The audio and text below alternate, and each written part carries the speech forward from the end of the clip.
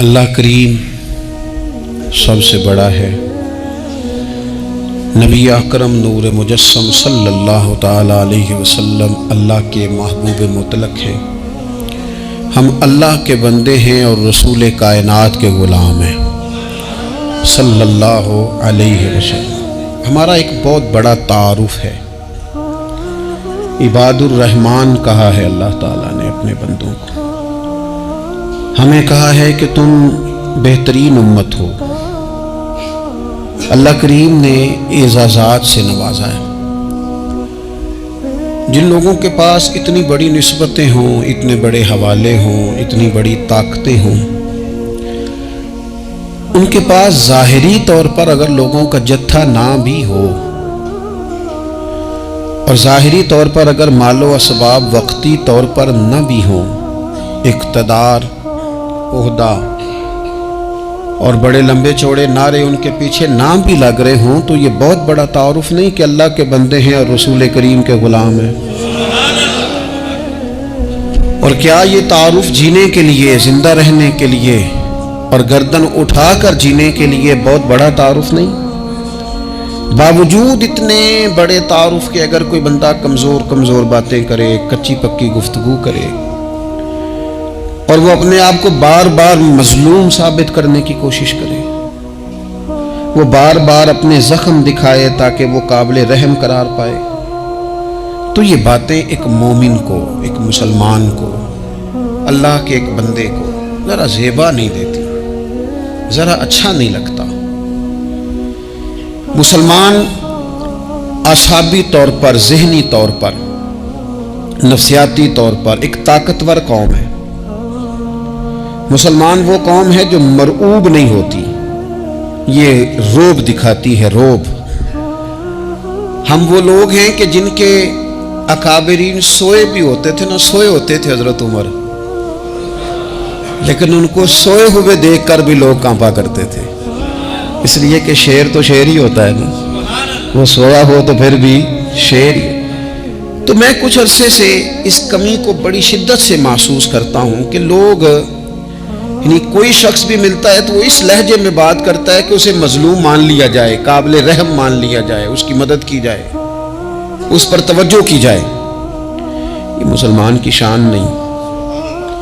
آپ سورہ بقرہ پڑھیں گے تو قرآن مجید اصحاب صفہ کی شان بیان کرتا ہے کہ انہیں بڑی حاجت ہے، بڑے ضرورت مند ہیں۔ وہ لوگ تھے جو کئی دنوں تک روٹی نہیں کھاتے تھے، لیکن رب فرماتا ہے کہ میرے محبوب کے مدرسے کے ان طالب علموں کو جو دیکھے گا اسے محسوس ہوگا کہ یہ تو بڑے امیر لوگ ہیں۔ کیوں محسوس ہوگا؟ لا یسألون الناس الحافا، یہ لوگوں سے لپٹ کر سوال نہیں کرتے، کشکول طلب نہیں دراز کرتے، یہ اپنے پردے کو قائم رکھتے ہیں۔ خودداری، عزت نفس، وقار، خودی، ہمارے ہاں تیزی سے ان چیزوں کا آج جو ہے وہ یوں محسوس ہوتا جیسے قحط ہو گیا ہے۔ الا ماشاءاللہ، آپ کے زخم دکھانے سے کوئی بھی آپ کا زخم نہیں بھرے گا، بلکہ میں نے تو یہ دیکھا ہے اپنی زندگی میں کہ اچھا بھلے تعلقات چل رہے ہوتے ہیں، آپ کو ذرا ضرورت پڑ جائے تو سامنے والا آنکھیں پھیر لیتا ہے، اسی وقت اس کا ماحول اور اس کے حالات خراب ہو جاتے ہیں۔ اس لیے اپنا سارا بھروسہ، اپنی ساری توجہ، اپنی سوچوں کا مکمل مدار صرف اللہ رسول کی ذات کو بنائیں، اور اس انداز میں بنائیں کہ کون دیتا ہے دینے کو تو چاہیے، دینے والا ہے سچا ہمارا نبی۔ اور یہ ذہن بنائیں زندگی میں کہ رب رسول کی بارگاہ سے 2 قطرے بھی مل گئے تو دنیا بھی بن جائے گی، آخرت بھی بن جائے گی۔ اس لیے ادھر ادھر دیکھنا تھوڑا کم کریں۔ اور بالخصوص آج اپیل کروں گا، استاد اپنے شاگردوں کو، پیر اپنے مریدوں کو، باپ اپنی اولاد کو بڑی بڑی باتوں کا سبق پڑھائے، بڑی بڑی باتوں۔ اقبال نے شکوہ کیا، اقبال کہنے لگے شکایت ہے مجھے یا رب خدا بندان مکتب سے، یہ جو انہیں کہتے ہیں کہ جناب پڑھ جاؤ گے تو روٹی اچھی ملے گی، یہ انہیں کہتے ہیں پڑھ جاؤ گے تو کار میں بیٹھو گے، پڑھ جاؤ گے تو کوٹھی بنا لو گے، یہ کیا سبق پڑھا رہے ہیں بھلا؟ ان کو تو تم بڑے بڑے باتیں بتاؤ، انہیں کہو پڑھو گے تو دنیا میں حضور کے دین کا انقلاب برپا کرو گے، تم ان کہو کہ تم پڑھو گے تو تم ایک پورا ملک چلاؤ گے، تم انقلاب برپا کرو گے، اٹھ باندھ کمر کیوں ڈرتا ہے، پھر دیکھ خدا کیا کرتا ہے۔ اقبال کہنے لگے یہ تم کیا سبق پڑھا رہے ہو کہ روٹی صحیح مل جائے گی، چندہ اکٹھا کرنے کا طریقہ آ جائے گا؟ کہنے لگے شکایت ہے مجھے یا رب خدا بندان مکتب سے، سبق شاہی ہے اور بچوں کو دے رہے ہیں خاک بازی کا، اڑنے والی تعلیم تھی اور یہ انہیں رینگنے کا سبق پڑھا رہے ہیں۔ تگڑی تگڑی باتیں بچوں کو سکھاؤ، تگڑی تگڑی، یہ پھر سارے نہ ڈھونڈتے پھریں کہ وہ فلانا جو ہے نا چاچا امیر ہے تو ماموں امیر ہے تو فلانی خالہ باہر ہے تو فلانا ذرا مہربانی، کوئی بھی نہیں مہربانی کرتا، مہربانی جب بھی کرتا ہے یا خدا کرتا ہے یا مدینے والے محمد مصطفیٰ کرتا ہے۔ اپنی توجہات کبھی بچوں کو دیکھیں، حضرت لقمان اپنے بیٹے کو کیا کہتے ہیں یا بنی اقم الصلاۃ وامر بالمعروف وانہی عن المنکر۔ حضرت لقمان اپنے بیٹے کو سمجھاتے ہیں، کہتے ہیں اے بیٹا نماز قائم کرنا، لوگوں کو بھلائی کا حکم دینا، برائی سے منع کرنا، وَاصْبِرْ عَلَىٰ مَا أَصَابَكَ، اور جب مصیبت پہنچے تو صبر کرنا، ادھر ادھر رونا دھونا نہ کرنا، نماز پڑھنا، بھلائی کا حکم دینا، برائی سے منع کرنا، اور اگر کوئی مصیبت پہنچے تو اس پر صبر کرنا۔ کتنے کام ہو گئے؟ 4۔ ایک نماز پڑھنی ہے، ایک بھلائی کا حکم دینا ہے لوگوں کو، ایک برائی سے، اور اگر کوئی مشکل آئے تو کیا کرنا ہے؟ ان ذالک من عزم الامور، فرمایا بیٹا یہ بڑی ہمت والے کام ہیں، ہمت والے کام کرنا، ہمت والے، طاقتیں اپنی قائم رکھنا، کمزور نہ پڑنا، لوگ تمہارے آنسو نہ دیکھیں، کوئی تمہیں تڑپتا نہ دیکھے، چھوٹا چھوٹا زخم لے کر لوگ سگنل پہ کھڑے، چھوٹی چھوٹی مجبوریاں لے کر لوگ مانگنے کے لیے دروازوں پر کھڑے ہیں۔ امت مسلمہ کا یہ مزاج نہیں، یہ وقار نہیں، یہ انداز نہیں، ہم تو بانٹنے والے لوگ، چلے مشکل آ جاتی ہے، زندگی میں ضروریات پڑ جاتی ہیں، قرضہ صحابہ بھی لے لیا کرتے تھے، لیکن یہ جو لہجے آج ہم نے اختیار کر لیے، کمزور ہو جانا، کچا پڑ جانا، غریبی کا رونا، یہ انداز اہل ایمان کا، بچوں کو طاقتور ہونا چاہیے۔ میرے نبی کریم صلی اللہ تعالی علیہ وآلہ وسلم نے نا ارشاد فرمایا، ایسا نہیں ہے کہ کوئی بندہ کمزور ہے تو وہ ناپسندیدہ ہے، یہ نہیں فرمایا کہ جو بزدل ہے تو وہ بڑا کوئی کٹا ہوا آدمی ہے، لیکن حضور فرماتے ہیں، صحیح مسلم میں حدیث موجود ہے، حضور فرمانے لگے طاقتور مسلمان نا اللہ کی نظر میں بزدل مسلمان سے زیادہ پیارا ہے۔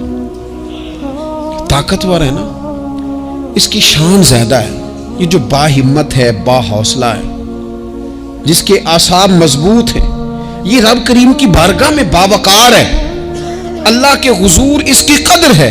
اور حضور علیہ الصلوۃ والسلام صحابہ کو دعائیں سکھایا کرتے تھے، اور تعلیم امت کے لیے خود بھی حضور وہ دعا فرمایا کرتے تھے، کہتے تھے اے اللہ بزدلی سے بچا، کنجوسی سے بچا، اے اللہ اس بڑھاپے سے بچا جو انسان کو بڑا پریشان کر دے۔ حضور دعائیں مانگا کرتے تھے۔ دیکھیں بیمار انسان ہو جاتا ہے، اگر وہ سوچے نا رب کی طرف سے ہے تو پھر بیماری کا لوگ بڑا مزہ لیتے ہیں، کیونکہ جب بندہ بیمار ہوتا ہے تو نفسانی خواہشات ساری ختم ہو جاتی ہیں۔ اور میں اکثر دوستوں سے کہتا ہوں کہ بعض چیزیں ایسی ہیں جو وجد میں لے آتی ہیں بندے کو، اگر وہ غور کرے تو۔ آپ یہ حدیث پاک سنیں، حضور علیہ السلام نے فرمایا بیمار کے ساتھ ضد نہ کرو کہ ضرور کھا، ضد نہ کرو، اس لیے کہ اللہ اسے کھلا بھی دیتا ہے، پلا بھی دیتا ہے۔ اب جب کسی کو پتہ چلے کہ میں بیمار ہوں تو رب مجھے کھلا پلا رہا ہے تو مجھے بتائیے بیماری کتنی پیاری لگے گی، بیماری میں کتنا سرور آئے گا۔ پھر تو انسان ہمیشہ چاہے گا کہ مجھے وہ چیزیں ملیں جو مجھے اللہ تبارک و تعالیٰ کی بارگاہ کے قریب کر دیں۔ دوسری بات یہ ہے کہ میدان میں جب انسان اترتا ہے نا تو اسے ایک بات اپنے ذہن میں رکھنی چاہیے کہ جیت اور ہار یہ اللہ تعالیٰ کے دست قدرت میں ہے، لیکن جب وہ لڑے تو جیتنے کے لیے لڑے۔ ہمارے ہاں نا بہت سارے لوگ لڑنے سے پہلے ہی ہارے ہوئے ہوتے ہیں، میدان میں نکلنے سے پہلے ہی وہ کمزور باتیں کر رہے ہوتے ہیں، ابھی سفر شروع نہیں ہوتا وہ کہہ دیتے ہیں نہیں جناب آپ کی بات تو ٹھیک ہے پر کیسے ہوگا، کیوں کر ہوگا، لوگ تو آج کل چلتے ہی نہیں، بڑے مسئلے خراب ہیں۔ اور پھر کچھ لوگ ایسے ہیں جن کی باتیں سن کر بندے بیک گیئر لگا لیتے ہیں، اور میں نے دیکھا باتیں کرنے والے وہیں رہتے ہیں اور کام کرنے والے کہاں سے کہاں چلے جاتے ہیں۔ یہ یقینی نہیں کہ جیتیں گے، لیکن جب میدان میں اترے نا تو پھر ہمیشہ جیتنے کے لیے اترے۔ کوشش کریں کہ میں نے اس انداز میں نکلنا ہے کہ میں نے نہ جیتنا ہے۔ حضرت مولا علی شیر خدا کرم اللہ تعالی وجہ الکریم سے کسی بندے نے پوچھا حضور آپ ہر میدان میں کامیاب کیوں رہتے ہیں؟ فرمانے لگے جیت ہار تو رب کریم کے دست قدرت میں ہے، لیکن جب میں اترتا ہوں نا میدان میں تو میں دشمن دیکھ کے پہلے ہی فیصلہ کر لیتا ہوں کہ میں نے اس کے پیٹ میں خنجر مارنا ہے کہ گلے پہ، میں جیتنے کے لیے میدان میں اترتا ہوں۔ تو آپ دیکھ لینا دیواریں ہلتی رہتی ہیں اور در کانپ جاتا ہے، علی کا نام سن کر اب بھی خیبر کانپ جاتا ہے۔ کیوں کہ کہتے ہیں میں ذہن بنا لیتا ہوں کہ میں اسے کاٹ کے لاؤں گا، میں ڈرتا اور سہمتا ہوا میدان میں نہیں اترتا۔ ذہن ہوتا ہے کہ آج لڑوں گا تو جیتوں گا، آج میں دیکھیں میں کیا کرتا ہوں۔ حوصلہ نہیں پیدا کر پا رہے بچوں میں، کچھ بچے بھی اللہ خیر کرے عزم و ہمت والے لوگوں کے پاس بیٹھتے نہیں، اور دوسرا ہم اپنے بچوں کا کسی کو آئیڈیل بھی نہیں بننے دیتے۔ بچے کسی کا نام لیتے ہیں تو ہم کہتے ہیں پتر چھاڑ پر آؤ، یہ دور ہی نہیں ہے۔ ہم کوئی ایسا ذوق، کوئی مزاج، کوئی طبیعت پیدا ہی نہیں ہونے دیتے۔ کچھ آنے والی نسل کا مزاج ہے کہ وہ اٹھنا نہیں چاہتی، بیٹھنا نہیں چاہتی، چلنا نہیں چاہتی، وہ چاہتی ہے میں لیٹی رہوں، موبائل میرے ہاتھ میں رہے، باقی سارے کام ریموٹ کنٹرول ہو۔ جب انسان دیکھیں نا، ایک ڈاکٹر صاحب کے پاس ایک دفعہ میں گیا تو ایک مریض کو وہ سمجھا رہے تھے، اسے کہہ رہے تھے کہ تو تھوڑی ورزش بھی کیا کر، تھوڑی ورزش بھی کیا کر، اور ساتھ انہوں نے بڑی اچھی بات کی، کہنے لگے اللہ تعالیٰ نے نا جسم میں جوڑ بنائے ہیں، یہ گھٹنے ہیں، یہ کونیاں ہیں، اللہ نے جوڑ بنائے ہیں، اسی لیے تو بنائے تھے کہ تھوڑی ان کو حرکت بھی دی جائے، لیکن اگر آپ ان جوڑوں کو حرکت ہی نہیں دیں گے تو یہ تو زانگا لود ہو جائیں گے۔ تو کام زندگی میں عزم کے ساتھ، ہمت کے ساتھ، اور سب سے بڑی مضبوطی یہ ہے کہ آپ یہاں سے مضبوط ہوں، آپ اعصابی طور پر مضبوط ہوں۔ یہ جو کمزوری ہے نا، ذہنی کمزوری، میں نہیں پسند کرتا کہ مطلب خواتین بچوں کو اس لیے ڈرائیں کہ بیٹا او ہو بلی آ گئی ہے، بلی کیا ہوتی ہے جی؟ لیکن جو خواتین آج بھی بچوں کو بلی سے ڈرائیں گی، اچھا اس کو ڈرا بلی سے رہی ہوتی ہیں اور ساتھ کہہ رہی ہوتی ہیں ماما کا شیر، جی آپ کا شیر بلی سے ڈرتا ہے، یہ اماں کا شیر بلی سے ڈر رہا ہے، آپ نے اس سے بلی سے ڈرا دیا اور نام شیر رکھ دیا ہے۔ یہ کیسا شیر ہے کہ جو بلی آتی ہے تو بھاگ جاتا ہے؟ یہ ماحول مطلب متضاد ہے۔ یہ کاکروچ دیکھ کر چیخیں مارنا نا، یہ برگر فیملی ہونے کی علامت ہے۔ چھپکلی دیکھ کر نا چیخیں مارنا، یہ امیر گھروں کی علامت ہے، پڑھے لکھے لوگوں کی علامت۔ یہ کیا مذاق ہے؟ جو قوم چھپکلی سے ڈرتی ہے، کاکروچ سے ڈرتی ہے، اور جو لوگ کہتے ہیں ہو یہ جناب یہ تو اندر میرے وہ آ گیا ٹوکا تو یہ کھا جائے گا، تو یہ قوم انقلاب برپا کرے گی، یہ میدانوں میں نکلے گی۔ بڑے خوبصورت انداز میں ویڈیو بنا کے تو اس کو شیئر کیا جاتا ہے کہ وہ جی قربانی والے دن بکرا ذبح ہو رہا تھا تو بچہ رو پڑا۔ کیا بات کرتے ہیں آپ؟ یہ جہاد کرے گا بچہ کل کو جو بکرے ذبح ہونے پر روتا ہے؟ اعصابی مضبوطی، ذہنی طور پر مضبوط کب ہوتی ہے؟ جب انسان اخلاقاً مضبوط ہوتا ہے، اس کی طبیعت وزادار ہوتی ہے، اس کا مزاج اسے مضبوط کرتا ہے۔ آپ ایک حدیث دیکھیں، ترمذی میں موجود ہے، حضور علیہ الصلوۃ والسلام نے فرمایا جب اللہ تعالیٰ نے زمین کو پیدا کیا تو زمین ہلنے لگی، اللہ نے پہاڑوں کو میخیں بنا کر، قلعے بنا کر زمین میں لگا دیا تو زمین ٹھہر گئی۔ فرشتے فوراً عرض گزار ہوئے کہ مالک تیری سب سے طاقتور مخلوق یہ پہاڑ ہیں؟ فرمایا نہیں، لوہا جو ہے نا وہ پہاڑوں سے بھی طاقتور ہے، کیونکہ لوہا پہاڑ کو کاٹ دیتا ہے۔ یا اللہ پھر لوہا سب سے طاقتور ہے؟ فرمایا نہیں، آگ اس سے بھی طاقتور ہے۔ کیا آگ سب سے طاقتور ہے؟ تو فرمایا نہیں، پانی بھی ہے۔ کیا پانی طاقتور ہے؟ فرمایا ہوا بھی ہے، جو پانی کا رخ پھیر دیتی ہے۔ مسلمانوں خدا را اس سے بڑا ذوق نہیں ملے گا۔ میں طاقتور ہونے کا طریقہ بتا رہا ہوں، ہمارے ہاں لوگ سمجھتے ہیں کہ میں بولتا زیادہ ہوں اس لیے میں طاقتور ہوں، میرے پاس اسلحہ زیادہ اس لیے میں یہ دیکھو حضور نے بتایا طاقتور کون ہوتا ہے۔ یا رسول اللہ پتھر پہاڑ طاقتور ہے؟ تو فرمایا نہیں، ان پر تو لوہا ہے، لوہا طاقتور ہے، نہیں اس پر تو آگ ہے، آگ طاقتور ہے، نہیں اس پر تو پانی ہے، پانی طاقتور، اس پر تو ہوا ہے۔ تو حضور پھر مہربانی کریں بتائیں طاقتور کون ہے؟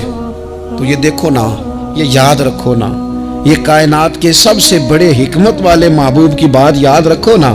حضور فرمانے لگے سب سے زیادہ طاقتور وہ مومن ہے جو سیدھے ہاتھ سے صدقہ دیتا ہے اور دوسرے کو پتہ بھی نہیں لگنے دیتا۔ اس ہاتھ سے صدقہ دیا اور اس ہاتھ کو پتہ، جس میں یہ اخلاقی طاقت آ جائے نا کہ اللہ کے رستے میں دیکھ کر پھر اسے چھپانا آ جائے، وہ بڑا طاقتور آدمی۔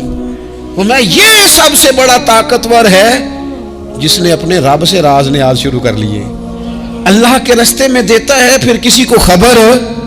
یہ کون سی طاقت ہے؟ یہ روحانی طاقت ہے، یہ اخلاقی طاقت ہے، یہ کردار کی طاقت، یہ سوچوں کی طاقت ہے، یہ آپ کے مزاج کے بلند ہونے کی طاقت ہے۔ لیکن اگر مسجد میں ٹائلیں لگوا کر بھی ایک ٹائل پہ نام لکھوا لیا ہے، اگر کہیں تعاون کر کے بھی کہا میرا ذکر کرو، کوئی خدمت کر کے کہا میرا نام لو، پھر آپ کمزور ہیں، پھر آپ طاقتور نہیں ہیں، پھر آپ نے بزدلوں جیسا کام کیا، پھر آپ نے وہ رنگ اختیار کیا ہے جو شاید آپ کو ذہنی طور پر بڑی کوفت میں مبتلا کر دے۔ تو اعصابی طاقت، اعصابی قوت، آپ دیکھیں حضرت صدیق اکبر رضی اللہ تعالیٰ عنہ، حضور نے تربیت کی تھی نا۔ میں ذمہ داری سے کہتا ہوں کہ تعصب کی اینک نہ کسی نے پہنی ہو، ورنہ کائنات میں عشق کی داستان ختم ہو جاتی ہے جناب صدیق اکبر پر۔ جو پیار انہوں نے مدینے والے محبوب سے کیا ہے کوئی کر ہی نہیں سکتا۔ اور ہر وقت کی جدائی، ہر وقت کی، یعنی بیٹھے بیٹھے نا حضور کے وصال کے بعد بیٹھے بیٹھے حضرت صدیق اکبر اٹھ کے نا تو ایک رستے پہ چلنا شروع ہو گئے۔ کسی نے پوچھا ابو بکر کہاں جا رہے ہو؟ کہنے لگے یار ایک دن نا محبوب 2-3 دن کے لیے کہیں گئے تھے، اس رستے واپس آئے تھے۔ جنہاں دے دل پر جانی وچھڑن کون روے پھر تھوڑا، اے سب روگاں دا روگ محمد جس دا نام وچھوڑا۔ پریشان ہوں تو دل کر رہا ہے پتہ نہیں یہاں سے آ نہ جائیں۔ اتنا زیادہ محبوب کی غلامی اور نبی پاک کی محبت کا ذوق، لیکن اعصابی طور پر مضبوط کتنے تھے؟ حضور کے وصال کے بعد جس بندے نے اپنے پروں کے نیچے پوری امت کو سنبھال لیا ہے نا، اس کا نام بھی ابو بکر صدیق ہی ہے۔ ایسے ایسے سنبھال لیا، سب سنبھال، دکھ سب سے زیادہ لیکن سنبھالا۔ کوئی زکوٰۃ کا منکر پیدا ہو رہا ہے، کوئی ختم نبوت پہ حملہ کر رہا ہے، کوئی کچھ ہو رہا ہے، کوئی کچھ ہو رہا ہے، ابو بکر صدیق نے فرمایا سارے لشکر روانہ کرو، جہاں جہاں حضور نے فرمایا تھا جہاد کرو۔ فرمایا جو ایک رسی بھی زکوٰۃ کی نہیں دے گا وصول کریں گے۔ لوگوں نے کہا حضور حالات بڑے اور طرح کے ہیں، کیسے کام چلے گا؟ حضرت عمر جیسے دلیر بندے بھی کہنے لگے جناب یہ نظام کیسے چلے گا؟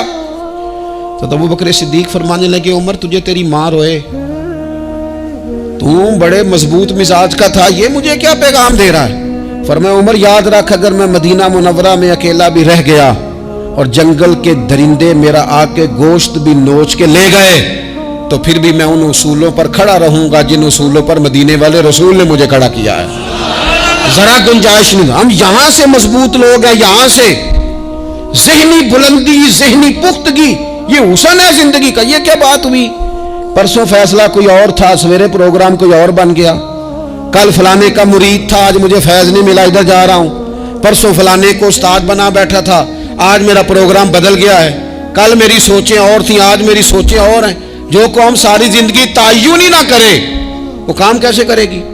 جو رستے کا آغاز ہی نہ کرے وہ منزل پر کیسے پہنچے گی؟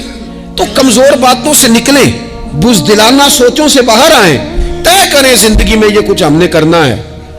میں نے کہا ہے نکلیں میدان میں جیتنے کے لیے، پھر رب کی مرضی ہے، پھر اللہ کی مرضی ہے۔ ساری زندگی صحابہ پر قرض رہا، قرضے بھی رہے، خدمتیں بھی ہوتی رہی، جہاد بھی ہوتے رہے، ڈیوٹیاں بھی ہوتی رہی، سارے کام ہی ہوتے رہے، ہمارا یہ مزاج ہے، ایک دو کھا گیا ہے ساری خوشیاں ہی گئیں، بس سارا کچھ ختم کر بیٹھتے ہیں. تو تھوڑی سی نا مضبوط دیکھیں. اچھا یہ حضرت ابو بکر کا حال ہے تو جناب عمر کی کیفیت کیا ہے؟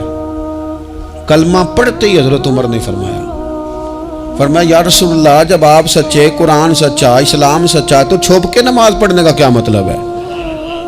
فرمایا ابھی تعداد ہی کوئی نہیں، 40 تو مسلمان ہیں. عرض کی حضور مہربانی کریں نا، آپ صرف اجازت دیں.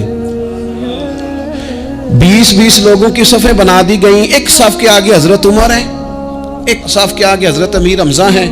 جناب عمر کہنے لگے چونکہ آپ اللہ کے رسول ہیں تو لہذا نماز بھی آج اللہ کے گھر میں پڑھی جائے گی. تو حضرت عمر بیت اللہ شریف کے بیچ کھڑے ہو کے نعرہ لگاتے ہیں، فرماتے ہیں میں عمر ہوں، تم مجھے بھی جانتے ہو، میرے باپ کو بھی جانتے ہو، تم میرا قبیلہ بھی جانتے ہو، میں نے پڑھ لیا ہے محبوب کا کلمہ. اب جس نے بچے یتیم کرانے ہو اور اپنی بیوی بیوہ کرانی ہو وہ آئے اور مجھے روکے. یہ محبوب اللہ کے ہیں اور گھر بھی اللہ کا ہے تو نماز بھی آج اللہ کے گھر میں پڑھی جائے گی. جب تک انسان یہاں سے طاقتور نہیں ہوتا. پھر بات آئی سیدنا عثمان غنی کی. میں پہلا وہاں اونا رنداں تو جنہیں کھلی بغاوت کی تھی ہے، پورا قبیلہ اور طرف ہے. عثمان تیرے گھر میں مال ہے، دولت ہے، وزاداری ہے، لوگ سارے کیا کریں گے؟ والد مخالف، چچا مخالف. حضرت عثمان غنی جیسے آدمی کو پکڑ کے باندھ دیا گیا گھر میں. پر عثمان غنی کہنے لگے میں ان بزدلوں میں سے نہیں ہوں جو محبت بھی کریں اور اظہار بھی نہ کر سکیں، جو دعویٰ بھی کریں اور پھر ان کے اندر طاقت اظہار بھی نہ ہو. فرمایا تم جتنا باندھ سکتے ہو باندھ لو، تم اپنی دولتیں، حکومتیں اور اپنا جاہ و جلال سنبھال کے رکھو، ہم نے تو غلامی کا فیصلہ کر لیا ہے. اور پھر کی غلامی انہوں نے.